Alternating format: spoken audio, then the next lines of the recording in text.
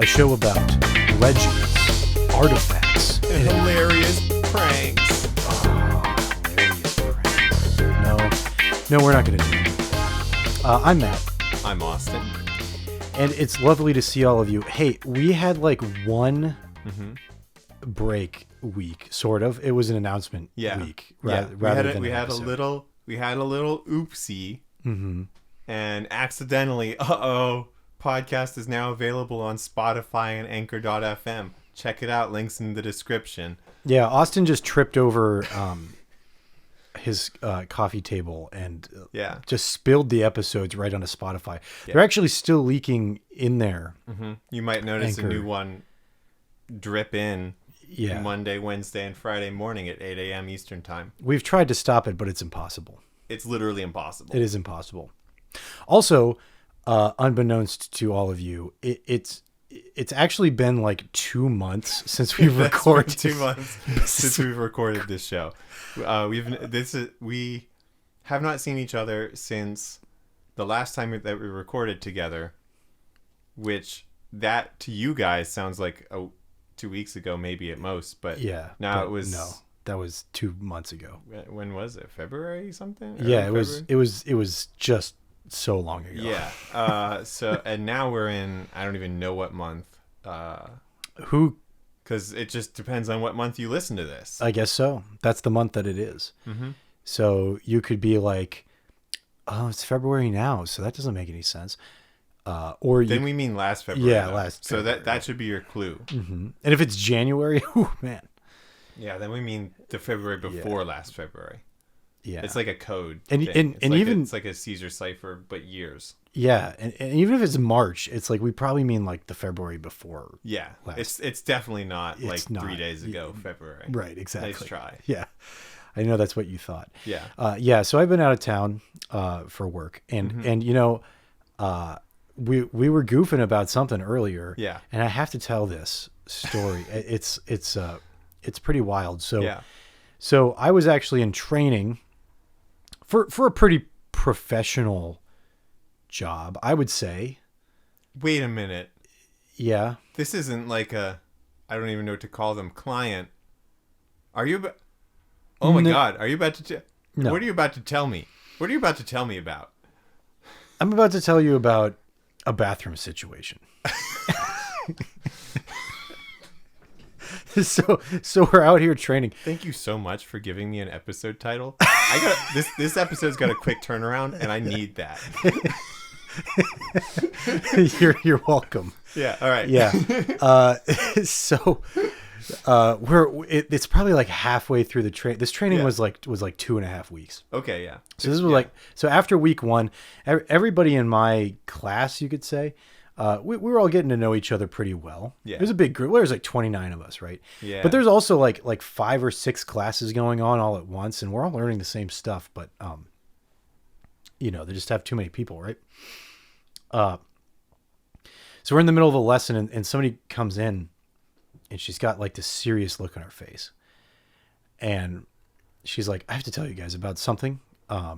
This is very important." And we were all like, "Oh, what's going on?" And she was like, someone in the women's bathroom has been taking a number 2 all over the toilet seats. And that is frankly disgusting. And we need this behavior to stop. And then she left. And we were all like, what? I'm sorry. Like this is supposed to be like a professional place. Like somebody is taking a good old dumperoo on the toilet seats. What do they mean all over? Yeah, like I don't know. Was this all the elaboration that we got? Well, I asked some of the women that were around, and they were like, "Yes, I've seen the aftermath of that. It's pretty gross." What? Yeah. Yeah. So I've told some friends about this, and look, sometimes when I'm at work, there will be like on the toilet seat, there'll be like a hair, yeah, or like tiny little dust particle, and I spray the seat and wipe it down Because I'm not putting my bottom on that. Right. Right. So you could imagine what this would be like. Well, okay. Yeah. So apparently though, there are people out there who are so germophobic that they will not touch the toilet seat with their bottom. And I've heard about this. I've heard about this issue because, I mean, obviously in women's restrooms, it's all sit down. It's all sit down. It's all sit down. And when I was in Rome for a school trip, okay, the teacher advised all the girls to please utilize the restrooms before you leave the hotel, because you are not going to want to use any of the other restrooms you find in this city. That's what she told them. Okay. Because some of them are really gross. The guys' restrooms, fine. No problems. The girls' restrooms, what? they got some squatty issues. Wow. They got people who squat on the thing and cannot aim, because that's not how you behave on a toilet. That's not how you behave. Supposed to do it. That's not how you behave on. That's a great way to put it. That's not how you behave on a toilet. I've seen some gross restrooms in my day. Yeah. There was one time in a train station. It was in, what city was that? Oakland. It was in Oakland. This is gonna finally California. be the time. Okay. When I can post all the pictures of every toilet that I used in Japan. They were immaculate, I'm sure. Yeah. Yeah. All of them. Every single one. The dirtiest, dingiest one was nicer than mine here at home. Right. It was ridiculous. The whole time I was there, I was like, "Am I really allowed?" Anyway, sorry. Am I really allowed to use this? Yeah, exactly. There was a bathroom in a train station, like the metro, like the rail station in Oakland, that I walked in and like could not take more than 2 steps inside because it was all over the floor. And I had to use the restroom so badly that I actually just stood about 5 feet away from the toilet and just like did my best, because I wasn't going to make it any worse. Like there was no way I was going to make it any worse. And I couldn't even approach the sink, so I had Remember, kids, if you're in that bathroom, just do your best. Just do your best in that bathroom, man. That's pretty much the one lesson I want you to take away from this episode, everybody. It was the only bathroom too. I couldn't even use the sink. I had to like walk out and use the hand sanitizer outside instead. But I felt so bad for the ladies that were with us, because they were unisex bathrooms. So there was no way they were going to use any of them. Like absolutely no way. They just had to wait till we got back to the hotel. So, anyway. So, yes, indeed. By the way, I'm not actually going to post the pictures of every toilet that I used in Japan. I do have them. This episode's going up tomorrow, though. I don't have time to dig through and create an album and make a link and all that stuff. I should have done that ages ago. You should have. That should be ready to go. It should be like literally on my clipboard at all times. But I've never seen them, so like. Oh, really? You haven't seen these? No, I could probably show you. Oh yeah. Because there's going to be rendering and stuff going on the computer. But yeah, I can't. I don't think I'm gonna have time. So I'm sorry to everybody who's disappointed at home.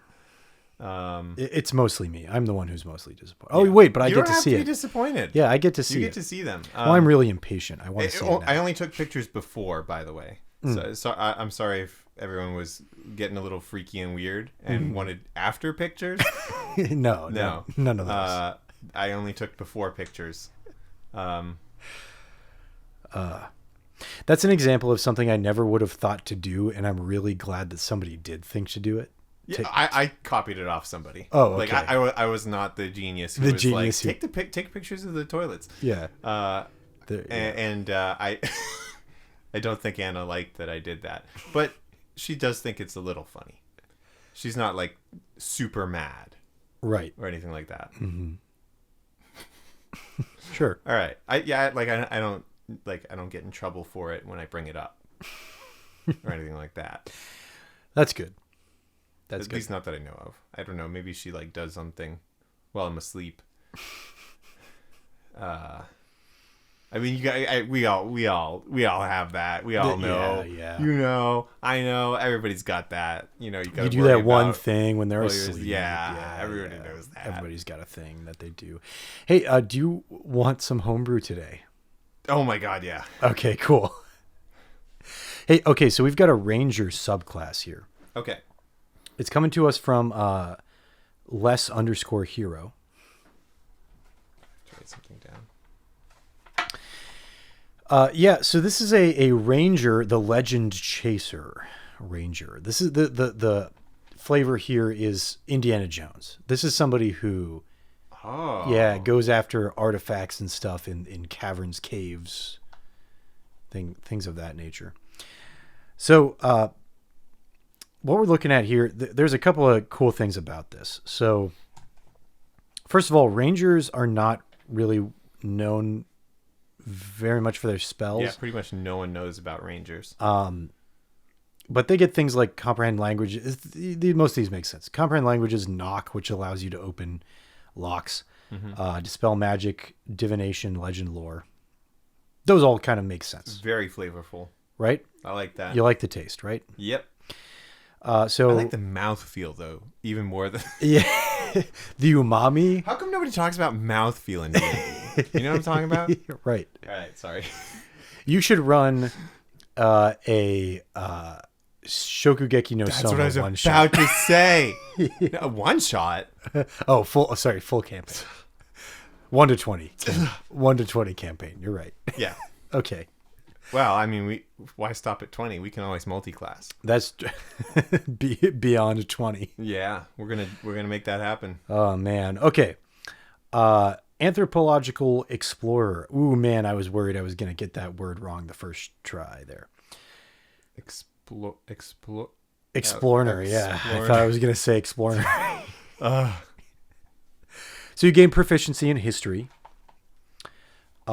And your proficiency is doubled. So basically you get expertise in history. Oh. And you learn an additional language.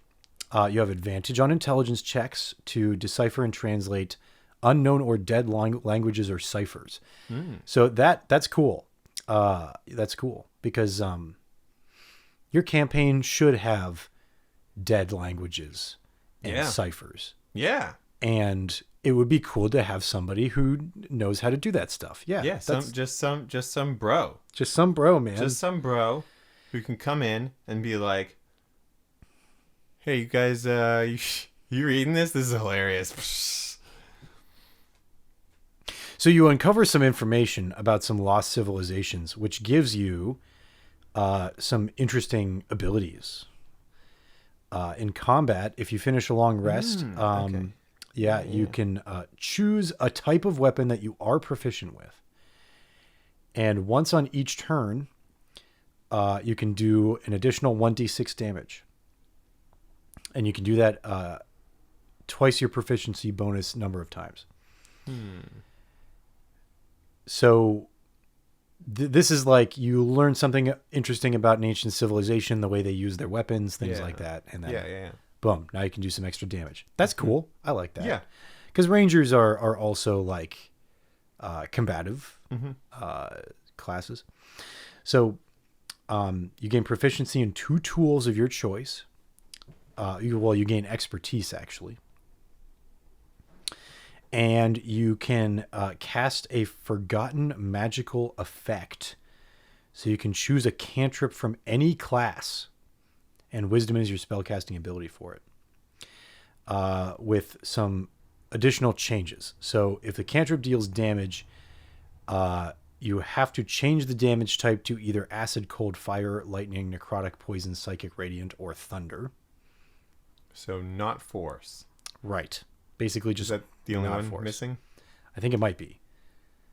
Well, I guess not. Bludgeoning, piercing. Which I guess Shillelagh yeah. doesn't. I don't know. I think you need a stick for that anyway, so whatever. Okay. And then you can but also you can cast it without somatic or material components that don't specify cost. So there's kind of the trade-off there, which is really not a trade-off. Like picking a different damage type. Yeah, I don't know. It's fine. It's good, actually. I would say it's good. In fact. So those all that stuff is level 3 stuff, and then at level 7 you get some more stuff. So you kind of increase the combative stuff. If you're within 5 feet of a hostile creature, then you don't have disadvantage on ranged attack, which is huge for rangers. Yep. That's super cool. But it does reduce the number that you can make to a minimum by 1 to a minimum of 1. So if you can normally make 2 ranged attacks, now you can only make 1 if it's within 5 feet. So that's the trade-off. But also, if you're hit by a creature that's within 5 feet of you, you can make a single melee attack against them as a reaction. Ah. Yeah. I don't know what ancient civilization knowledge has to do with that, but it's cool. Yeah, I do wonder how that fits in. It fits into that, but if they're drawing on Indiana Jones, and if that's their primary source of inspiration, which it could be, then I guess I'm just gonna have to watch all 3 movies tonight. Yeah, that's true. There's more than 3 of them. All right. So my bad. Yes, there's going to be a 4th one coming out soon, I've heard. Right. So you gain proficiency in 2 additional skills.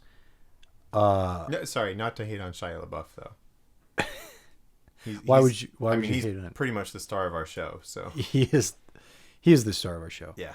I don't understand what you mean though. Why would you be hating on Shia LaBeouf? I don't know. I just felt the need to say that. Oh, okay. You know what? I get the need to say that occasionally too. I know what you mean. Not to hate on Shia LaBeouf. So you could choose 2 spells of 1st or 2nd level from any class, as long as they have the ritual tag, and you can cast that spell as a ritual now. Hey, right? Then at 11th level, you get more combat stuff. You get some extra attacks. You get some stuff with your ability, check saving throws, rolling extra dice to add to it. You guys can read all about this. Extra magic kind of stuff, extensions on that. But the coolest thing that this has... Oh, no, actually, that's about all you get. Now, when you get to 15th level, you do get to pick a fighting style from the fighter class list, which is cool. Ooh. And when you make an ability check that uses a skill that you're proficient with, you can treat any 9 or lower as a 10, which is something that certain classes have. That's cool. Yeah, I mean, and that's good. I mean, with proficiency, and then in some things, their proficiency is doubled as well. That's going to give you some good chances of passing skill checks. So, right. I'll take it. yeah, absolutely. So I think that when we do this show, I don't remember, it's been 2 months, but I think that when we do this show, it's good to do a little constructive criticism sometimes, talk about it. I kind of, I'm going to go back to what I said before. A lot of these things, I'm not sure what they have to do with like an Indiana Jones type of person. And I feel like they do make sense. It just wasn't explained explicitly. Right. Yeah. Like I think it, I mean, all these skills. Yeah. Okay. I could see Indiana Jones having that skill maybe, but like it's just not maybe explained fully hear. And you know what? Maybe we're seeing. Sorry. Who is this by? This is by Les_Hero. Les_Hero. All right. So maybe what we're seeing is not the primary explanation of this resource. By the way, because maybe they have a YouTube channel, and they talked about it there. Maybe it's a 10-minute video, 15-minute video, whatever. And this is just the supplemental, like the PDF that, they made to accompany that. And so people, their viewers can use it in their games. Right. And that happens sometimes. Like I believe it. Like we had some stuff from Monkey DM, I think, before. Turns out he's like really popular. I just didn't know him. Yeah. So we talked about his stuff like pretty much just objectively. So that's going to happen here probably sometimes. Yeah. But pretty much, yeah. With the actual descriptions to make this feel more like a class that people would really love to play. To make somebody, you want them to get the shivers when they're reading the description and they're like, oh, what else could I do? And then, at level 17, they read the ability and they're like, oh my God, that'd be so cool. Oh my God. I really want to do that. Right. And this kind of what it's explaining here is it basically gives you three things: combat, knowledge, and magic. And what it's saying is your research into these ancient civilizations is giving you insight into like ancient practices that are lost to history that you're picking up, and that's why you're gaining these skills. But I think that by just doing three things like that every time, I don't know. I think something's lost in that. Like, oh, you expand on this, this, and this. Any time in most subclasses that I've seen, anytime you expand on something that was a skill given to you before, it's in addition to something new. And I feel like a player might feel a little bit stagnated by it being the same thing every time. Like, it does get better. Right. And there is stuff added to it, but I think it almost feels like it's the same thing every time. Right. Yeah. Which can feel boring after a while, maybe is even the right word. But this is a cool idea. Yeah. And I like an archetype that people want to play. Yes, this is definitely something that somebody wants to play. You're not you haven't found like a niche that's just empty. Like this is something that people try to do with the base rules, and I don't know how you pull it off exactly. I mean, I would guess multi-classing. I would say Ranger is a good start. Yeah, you need to be partly a ranger. You need to be partly a fighter. Fighter, yeah, for sure. And you need to be partly a some kind of I guess a wizard. Yeah. Although that feels maybe a bard. Or maybe warlock even. Yeah. Oh, bard makes sense because bard can be scholarly. Yeah. Yeah. Okay. They all go to college. Right. But yeah, the bard could be somebody who studies ancient poetry and things like that, like ancient art and architecture and whatnot. And I feel like that's a pretty good, that's what Indiana Jones does. Like, he looks for ancient art and artifacts. And that's a bard. It's a bardy thing. Yeah, he's pretty much just a bard. Let's be real. Indiana Jones is a bard. He's just a bard. I mean, whips make a sound. That's kind of whips like an make a sound. Guns make a sound. He shoots a gun. He shoots a gun. He doesn't shoot the gun. He uses the gun to shoot someone. Right. Let's be real. Right. That one time where he was really sick. Yeah. And they had this whole choreographed scene. And he was like, "Can I just shoot him?" And that's that famous scene where the guy swings the sword around and then he shoots him. Yeah. That wasn't supposed to be like that. Yeah. So when you're sick, Michael Jordan gives you the fever game. And Harrison Ford gives you the shoot 'em, man. Gives you... It's like some people, when they are sick, they are pushed to deliver their best work. That's what it is. That's what it comes down to, is that, you know, some people just need that level of stress. That's what we should do. Yeah. We should just get really sick. Super sick. And then record the podcast. Yeah. What's a good place to go to get sick? Hey, you guys, put in the comments down below. Tell us your favorite places to go and get some real good sick. Oh, a hospital. Oh, yeah. Duh. That's where all the sick people are. That would probably be a really good one. Yeah. Just go to the hospital. Why do they keep all the sick people there? Aren't they worried that someone's going to break in and get sick? Yeah. I'm here to hijack all your sick. Put the sick in the bag. Out there just a skeleton. Put in the bag and nobody gets hurt. I need all your illness.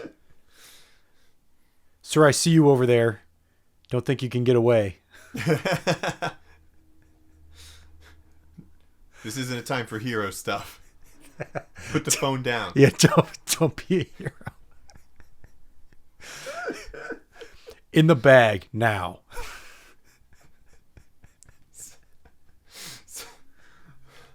Oh no. Yeah, we got to make this like movie or whatever. Yeah, this. Yeah, oh yeah. This is a movie waiting to happen. This is a movie. Somebody robs a hospital, but they're trying to steal the illness from all the patients. Why are you doing this? I don't want to go to work tomorrow. Look, I'm not ready for this presentation. He's like a college student. He's like, I have my calculus final. I want to do the makeup one. I'm not ready. If I am sick, it will take over a week for my professor to reschedule this test. But they have to, because it's a final exam. That gives me enough time to study. I need this. It's like a really emotional scene. I cheated to get into this school. And I'm cheating to get out. And I'm cheating to get out of it.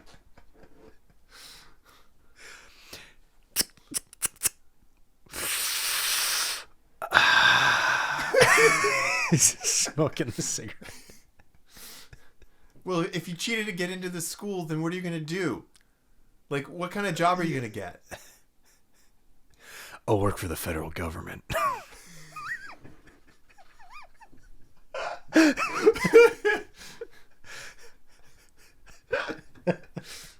I need the money. They've got great benefits, and I hear you don't actually have to do anything.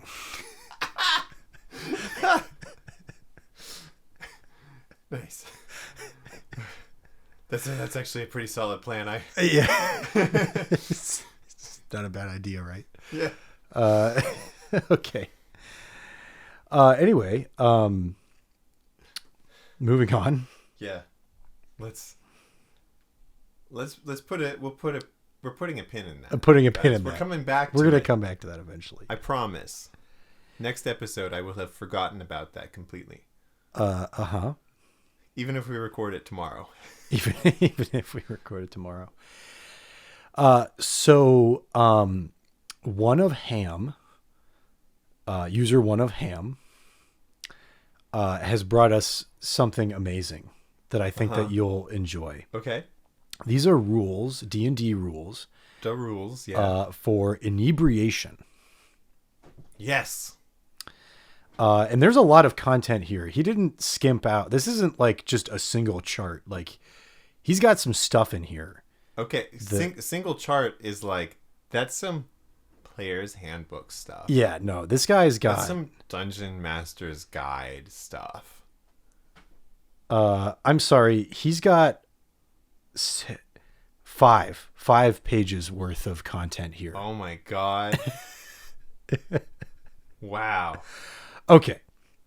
So let's start out with the basic mechanics of this. Okay, that's literally what it says. Basic mechanics. Oh my god, teach me, sensei. 1 shot of liquor or hard alcohol, Yeah. 1 pint of beer or mead, and a glass of wine are all equal to a single drink. That's the baseline. Those are rules for life too, by the way. Wait a second. This is how this works. This is a high school student in driver's ed class. Yeah, exactly. This is it. That's who's making this right now. Right. Let's continue. Okay. Single drinks take 1 hour to fully metabolize it. Wow, this guy is literally just... He's got some potential. Yeah, He and or she, I don't care. Whoever this is, they are going places. ONEOFHAM. Specifically driving. yes. With their blood alcohol below the legal limit. Yep, absolutely. 1 hour to fully metabolize and wear off from the time they are consumed. You're right. Characters must keep a running tally of single drinks consumed. Yep. Okay. Yep, they must. Okay. Yes. So a small-sized creature can drink as many single drinks as their constitution modifier divided by 2 plus 1, rounded up if necessary, in 1 hour without any effects. A medium-sized creature can drink as many single drinks as their constitution modifier plus 1 in 1 hour without any effects. Large-sized creatures can drink as many single drinks as constitution multiplied by 2 in 1 hour without any effects. Treat dwarves as large creatures. Nice. When tabulating alcohol effects. That's important. Mm-hmm. Any amount of alcohol consumed beyond the threshold, characters must make a constitution saving throw of 10 plus the number of drinks they consumed, minus their constitution modifier. Uh-huh. Or advance 1 level of inebriation. Yes. Oh, yes. Tell me how this goes. All right. I'm sorry. I'm too excited. I will remain calm and listen. So conditions gained by advancing inebriation are lost if the character drops below the prerequisite inebriation level for that condition. Basically, if you wait enough time without drinking anything, you go back down. All levels of exhaustion gained as a result of inebriation. Yes, you can gain levels of exhaustion. Alcohol poisoning for narrative purposes. But it still functions the same as exhaustion.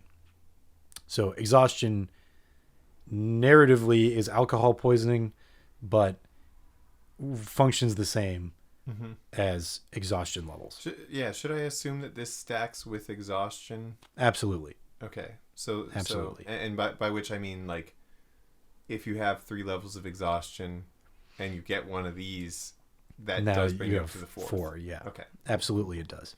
And I mean, I'm just asking for all the people at home who are constantly at around 3 or 4 exhaustion. Right. See, that's if they wanted to make it more realistic. Okay. That's what I would change first. Is start everybody at 3. 3. Yeah. That's how it Good to know. That's real life. That's right real. there, kids. That's real life. That's what real life is like. That's what real college students are like. No, so, that's a 5, dude. They are on the edge. They are death's doorstep. Constantly. Literally, if they okay. Uh-huh. Tell me how it is. I used to sleep driving home from school. Like literally sleep? It was a little dozy. There would be significant stretches of highway that I would not see because I blinked, and how did it end up so much further down the road? Oh, there's my exit. Yeah. Yeah, interesting. Okay, but luckily it was fairly safe. This was usually during a blizzard at 4 a.m. that I did this. Yes. So I could safely drive at like 20 something miles per hour, not see another person the entire time. Right. Yes. And it's not like it's not like I was purposely sleeping in the car or something like that. Right. It was just like literally, it would be around usually 2 a.m. I guess. 4 a.m. people are actually out driving, turns out. But at 2 a.m. Yeah. No, not really. Not on the highway. Not on the highway going home from school. But I would, I would get done with like group projects and stuff at like 2 a.m. and then go home and sleep until 4. and then go back to school the next morning. I'd have to do my homework and then go to school and go to the gym and like stuff like that. Mm-hmm. And I'd work after that, and then I'd go back to school. That's what it was like. That's level 5 exhaustion right there. It's more important to sleep than drive, because if I didn't sleep, I would have died too. I was just picking which way I wanted to, you know, to risk it at that moment in time. And you were risking the driving. Yeah. But because there was nobody around. Right. And I had a car that didn't care about the snow. Right. And if I drove off the side of the road, my car would be like, all right, we're getting back on this thing. Yeah, let's just get back up and keep going. It'd be like, I'm upside down. I go that way. Yeah, I could drive upside down. Yeah, we do this all the time here. Yeah. Yeah. So, that's what it's like in my neck of the woods. Yeah, so I wasn't too worried. I mean, it was stressful, but but I didn't get upset with myself for, you know, like dozing or whatever. Right. I just put up with it. The only time that's ever happened to me where I actually like dozed while driving, I was driving back home from Florida, and it's the most tired I've ever been, I think, in my life, because my, you know, a bunch of us, we just took turns driving, but we never actually stopped, except for gas. But we never actually stopped at all, only for gas and to switch drivers.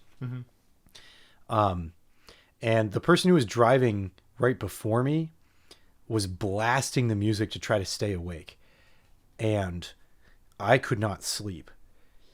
And by the time I actually started to fall asleep, it was time to switch. And they like basically dragged me out of the car and says, it's your turn. I can't do this anymore. But I was just as tired as they were. So it was really not a good idea for me to be driving either. Yep. Anyway. And that's why noise canceling headphones were invented. I guess so. That would have... It might have helped. Might have helped. It might be hard to sleep with those on your head, actually. Yeah. Not sure. Okay, so the levels of inebriation, there are only 3. Oh, okay. Buzzed, drunk, and hammered. Those are right. Those are the 3. So when you're buzzed, you have advantage on all charisma checks, and you get a +1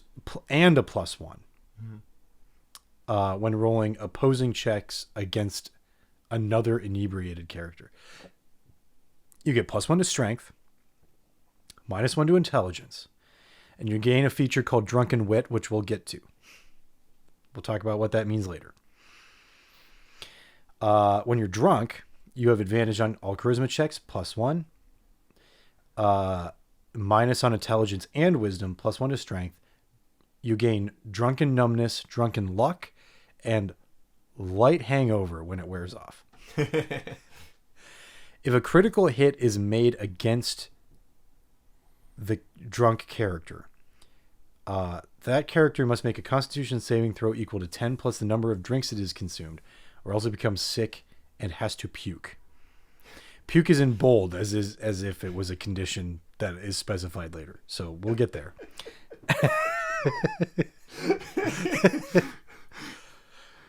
Okay, hammered. Advantage on intimidation and all strength checks. Disadvantage on all other checks, and a -1 when rolling opposing checks. +2 to strength. Drunken surge, moderate hangover. Every 30 minutes or once every five rounds of combat, the character makes a Constitution save equal to 10 plus the number of drinks. And if they succeed, nothing happens. If they fail, they puke. If they fail by 10 or more, they advance to blackout. And if they roll a natural 1, they puke, gain a level of exhaustion, and blackout.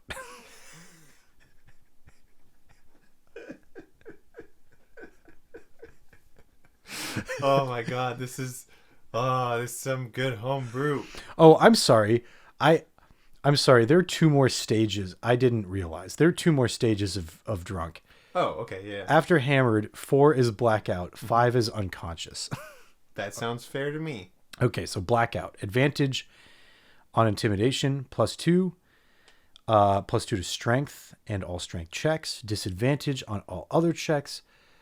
You gain Drunken Legend, and you gain the condition of blackout. When you're unconscious, the character is unconscious. The condition. Stays that way for a number of hours equal to the number of drinks consumed divided by its constitution modifier.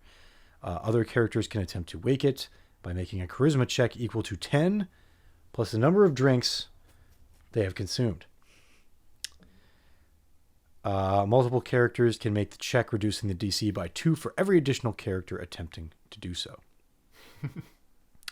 Character makes a constitution saving throw upon waking up equal to 15 plus the number of drinks they consumed, or they get a severe hangover.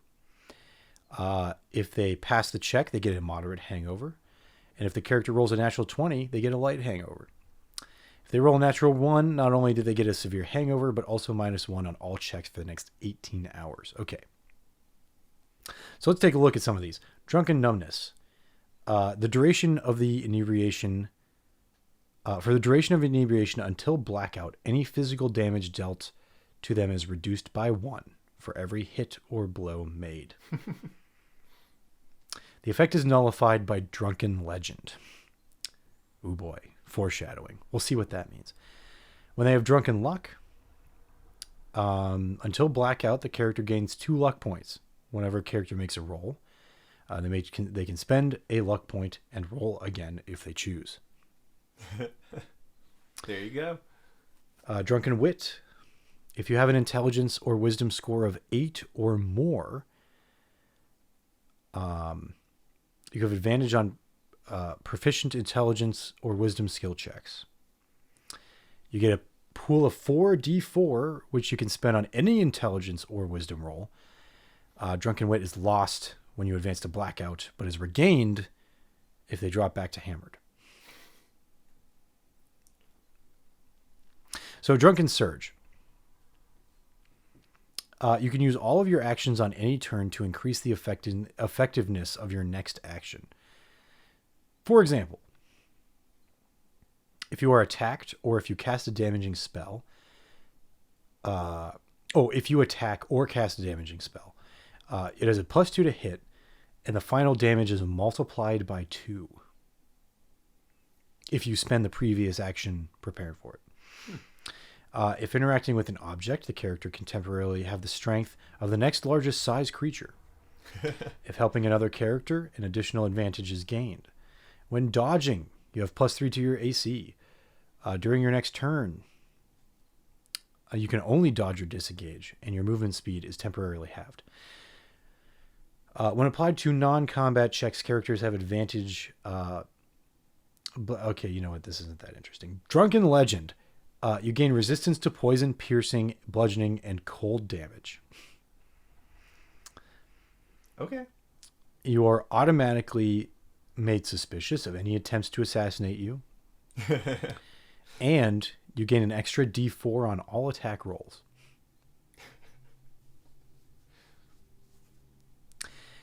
Every 20 minutes or so, when you black out, or once every 5 rounds of combat, you must make a Constitution saving throw. And if you fail, roll a D100 and consult the blackout table. We're going to need some dice here in a minute.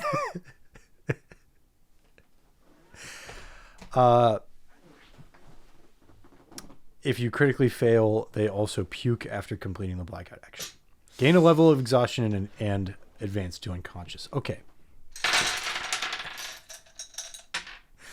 We're getting there because we have to talk about hangover. So, a light hangover, -1 on intelligence and dex for 12 hours. Clearly, yeah. Moderate, -2 on intelligence and dex for 12 hours. Severe, -2 on all checks for 24 hours. All right. The hangover should affect charisma as well. I just think that. I agree. Yeah. Like maybe maybe it doesn't even need to be -2 on intelligence and dex, maybe -1 on intelligence, -1 on charisma. Because you just don't want to talk to anyone right now. Yeah. Like, would you please? Yeah, Oh could my you God, please? would you please? You're saying things and I really need you to stop. Puke is an action. It takes up your entire action. Your entire turn, actually. You stop all movement. You vomit, removing 1/4 rations from your stomach. You better track that. You better. Make a Constitution save. If you succeed, reduce inebriation by 1. The character can't move after puking for either 1 minute outside of combat or for a round inside of combat. Alcoholism is a disease that you can get. Mechanically, how do you get it? I need to know. A character who becomes inebriated within 3 days of previously becoming inebriated or stays inebriated for over 1 day makes a Constitution throw a save of Constitution throw of 5, or they gain alcoholism. So it's like a what is that? 5% chance? No, 20% chance. Mm-hmm. You have a 20% chance of becoming an alcoholic. Yeah. The rules on this are pretty straightforward. It's exactly what you think it is. Mm-hmm. So we'll skip the details. Okay. Let me try to say how I would do it. Okay. If you gain that effect, then the first day that you don't drink, you get a light hangover, and then after so long it increases to severe hangover and so on until eventually it goes away. Something like that is possible, maybe. So there are withdrawal effects listed. 48 hours disadvantage and -1 on all checks. 72 hours since your last drink, I assume is what they mean. Movement speed is halved in addition to the previous. If four days have passed, make a Constitution save. 15 or higher, you no longer have alcoholism. If you do not succeed, you remain halved and continue all disadvantage, and you can repeat the check every 24 hours, reducing the DC by 1, either until you are cured or become inebriated again. Cool. All right. So, yeah, makes sense, right? Okay, we've got a blackout table here. D100 is what we need. One for me and one for you. Great. Start us off. Go ahead. What do we have?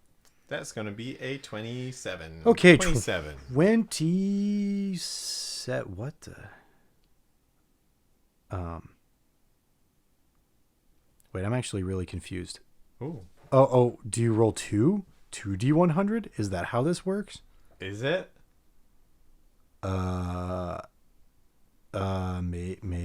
Maybe. Wait, I'm so confused. Why is it confusing? Because you can't roll a 0. Okay, never mind. 0 says if an action is excessively difficult or impossible, re-roll unless the DM decides otherwise. Okay. 27. 27 says the character touches another person and yells, "You're it," then runs away. Basically, the blackout table dictates what your action will be every round. Yeah, that's what this is. Hit me with one. Okay.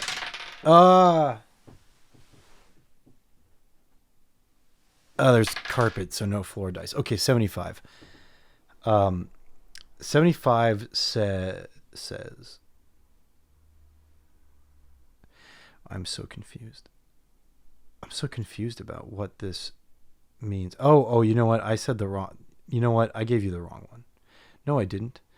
Oh, that's actually kind of lame. It's a D100, but weirdly, it splits it 50-50. So, like, if you roll 1 or 51, you do the same thing. Oh, okay. Rather than, like, 1 and 2 being the same thing and 3 and 4 being the same thing. Okay. Well, anyway. Probably easier to type. Yeah, well, that's probably... I would imagine. Okay, anyway, 75. No, it's about the same. Anyway. Character begins exercising. Okay. All Some right, calisthenics. All right. What do you got? 4. 4. Okay, 4. Big old 4. Character just runs away and leaves the immediate area, becoming distracted by something elsewhere. So they're outie. They're outie 5,000. 5. Okay. Right next. The character trips and falls. Okay. One more. One more. We'll do one more each. Okay. One more each. Get ready. I got a 99. Oh, man. Okay, 99. Character starts emptying its pack everywhere in search of something that they never actually had to begin with, but are now convinced that they lost. I like that one. Yeah. 35. Okay. I like the ones where it affects your character's attitude, like their thoughts, you know? Mm-hmm. They're like, wait a minute. Wait. Character 35. Character suddenly sets out to get a tattoo relating to an obscure detail from earlier in the day that they are now obsessed about. They do not stop searching or asking until someone agrees to do it, or when it becomes clear that no one can help them.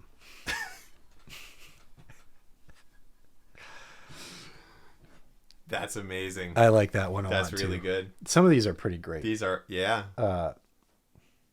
I am, you know what? This was excellent homebrew.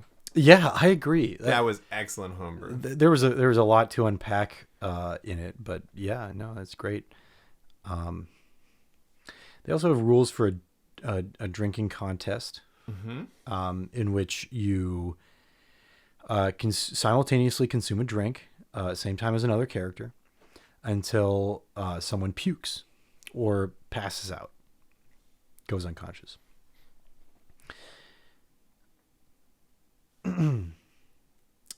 For every drink, roll a d12. If they roll equal to or less than the total number of drinks consumed, they fail. And after 3 failures, they puke. Oh, okay. Oh, so that's how you do a drinking contest. That makes sense. Or if they fail 3 times in a row, they okay. If they fail 3 times in a row, they puke and pass out.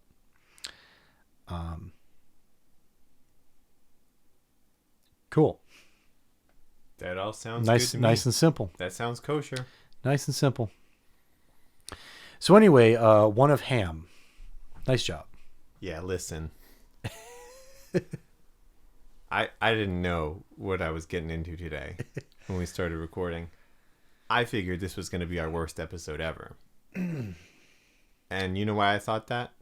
I thought that because there's no way anybody could have made any good homebrew out there in the world while we were gone. Yeah, I mean, we were gone. We were gone. Homebrew was at a standstill. Yeah. In the world. It's pretty much deceased. Right. It was. Until ONEOFHAM came around. ONEOFHAM. Listen, and this was short notice too. It was. I respect the hustle. Yeah, we ordered this homebrew yesterday. Yeah, minutes ago. Mere minutes. Yesterday, which was minutes ago. Yeah. Barely even thousands of minutes at this point. Yeah. Barely. And here ONEOFHAM served us up a hot steaming plate of delicious that right up homebrew. Just gonna, yeah, certainly, yeah, indubitably. Hey, did you see the trailer for the new Kingdom Hearts game? I didn't hear about it until I went on Instagram earlier, and there was like a thing that said it was the Roman numeral 4, and it was posted by Kingdom Hearts, and I was like, excuse me, and then I looked at the description, and it was like, just in case you missed it, we just announced Kingdom Hearts 4, and I was like, oh no, I hope it's better than 3. I didn't like 3 very much.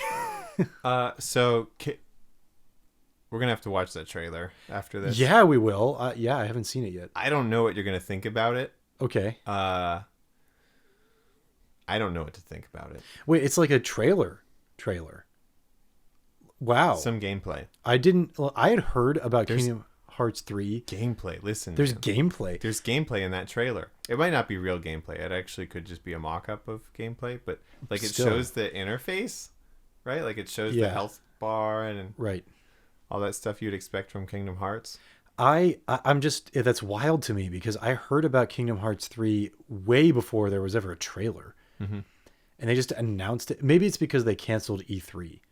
So they're like, oh yeah. Like, that would explain some. Well, no, today was the 20th anniversary of Kingdom Hearts, I believe. Today was? I thought that was weeks ago. Oh, I have no clue. I just thought it was today, and that's why they announced it today. No, I'm pretty sure the 20th anniversary was weeks ago. But they celebrated it like months ago for some reason. What are you guys doing over there? Yeah, I don't know. It's probably a different time zone thing. Right.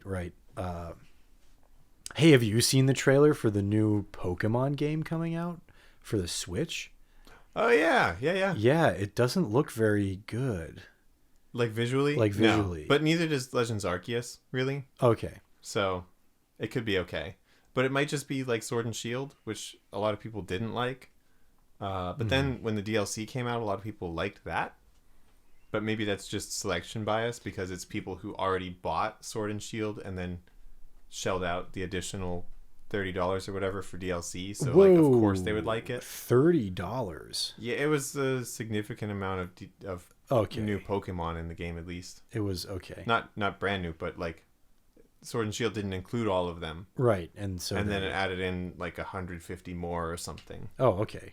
So yeah, that's like how much plus, per Pokemon? Like 2 little adventure things, and there's a new open world area and stuff. That's like $1 per 5 Pokemon. Yeah, okay. Not too bad. That's not too bad. Yeah. More money, more problems. Yeah, that's true. Yeah, we got to get rid of it. Got to throw it all at Game Freak. Yeah. Just give all your money to Game Freak. They're hurting for a squirtin', dude. Really? Yeah, they have like no money right now. I'm sure. Literally, they're the largest company in the world. They have no money right now. Yeah. I mean, to some extent, that's true because isn't the real money the friends we made along the way? I couldn't have said it better myself. Mm-hmm. I think that was very profound and not phoned in at all.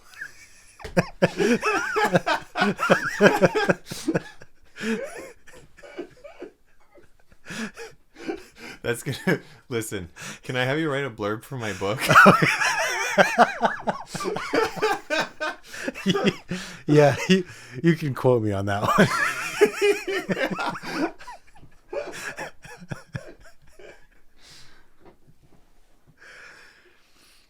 I'm a little worried that I might have just stepped in a wet spot. Oh no! On the floor. Oh, basket. Yeah. How'd you even do that? How did you do that from outside of the room? It couldn't be though, right? It couldn't be. You would know better than I. When was the last time she was up here? It was like a couple hours ago. She was up here unsupervised though. With the door closed. Yeah, so that can happen. She might have been like, I gotta get out of here, and then she was like, I'm so mad that they're not letting me out. I'll just pee in here. That darn dog. Yeah. Sometimes she doesn't want to go outside though, just because it's cold or she's lazy, and so she just is like, no one's watching. It's pretty much the same as what we talked about at the beginning of the episode. Right. Yeah, exactly like Really. that. It's like, exactly like the Italian and also professional bathrooms. But not the ones So what in if Japan. Yeah, and the ones in Japan are immaculate. They're so good. Uh-huh. I mean, seriously, like you can go anywhere. The like the train stations. Beautiful bathrooms. The parks, like the public parks, Yeah. they've all got great Think of a public park here. Yeah. Yeah. You ever... Yeah. Number one, how many wasps live in that toilet?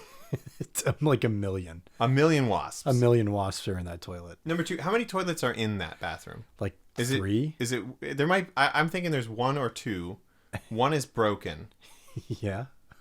So I'm thinking for the guy's bathroom, urinal, toilet, handicap toilet. Okay. Accessible, I guess. You know what I'm talking about. Handicap accessible toilet. Yeah. Which is always the hardest of them to get into anyway. Like there's some design flaw in the room that makes it so you can't open the door all the way or whatever. Yeah, exactly. Right. Yeah. That's the hardest. I'm sure that the people who are like in a wheelchair or something like that, usually who go around that way, I'm sure that they know. They know. They roll into the bathroom. They're like, yeah, this is gonna be one of these again. I'm just gonna use the urinal. I'm just gonna do it. I'm gonna do it. I'll find a way. But anyway, so the ones here are just rancid. Mm-hmm. The one, like you go. I went into a park in Kyoto. Mm-hmm. There were like 3 separate toilets.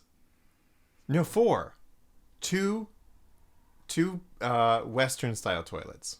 Mm-hmm. 2 Japanese style or whatever Asian style toilets. Mm-hmm. I don't remember the wording that they used on the signs, but they would say Western on one and then traditional or something on the other. I don't remember. Yeah, It squatty was in potties. English though. First of all, it was in English and Japanese, Oh, okay. Well, that's great. so you knew which ones you were going for. There was an accessible one of each. I don't know how that works with a squat toilet. Yeah, exactly. No clue. Yeah. I went in the regular squat one. Yeah. And it was great. It's awesome. You've convinced me. Yeah. It was so nice. Because you would think, like, oh my God. There is no way it's clean anywhere near that. Like, hole in the floor. Mm-hmm. No. It It was beautiful. immaculate. We had I'm a sure. picnic in there. You think we laying down a picnic blanket in there? No. No. Right off the floor. Right off the floor. We just plopped down some ice cream. Like that episode of Futurama where Fry goes to the past and he gets mistaken for his grandfather and in the military and the general comes out and he's like, Sergeant, I want you to clean that toilet. I want you to clean that toilet so good I can eat my lunch off it because I intend to.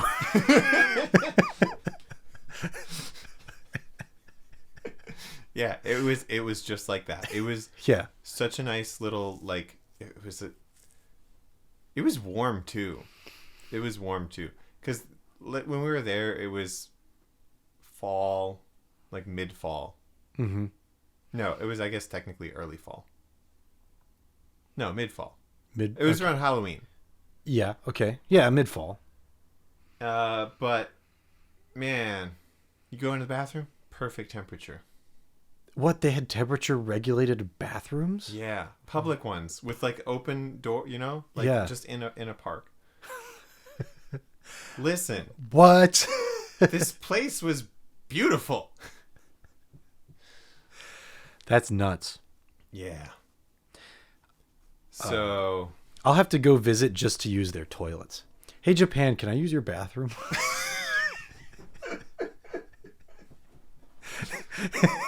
What? Yes? Japan, Yeah. can I please go to the bathroom? I'd like to use your bathroom, please. All right, yes, that was oh my God. I don't know if sometimes There's a fine line between a masterpiece and a trashterpiece, dude. And a trash.